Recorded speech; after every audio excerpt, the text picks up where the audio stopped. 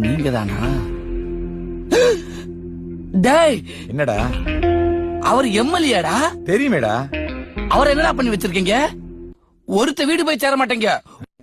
என்ன மிரட்டியா? என்ன மிரட்டியா? யாரா நீ? யாரா நீ?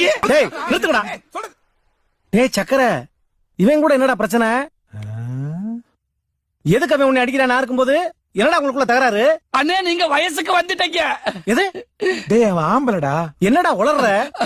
அண்ணே, உங்களுக்கு ஆக்சிடென்ட் ஆகி நீங்க ஆஸ்பத்திரிக்கு போய் ஆஸ்பத்திரியில இருந்து கோமாக்கு போய் கோமால இருந்து 10 வயசுக்கு போய் இப்ப பழைய நிலைமைக்கு திரும்பி வந்துட்டீங்க.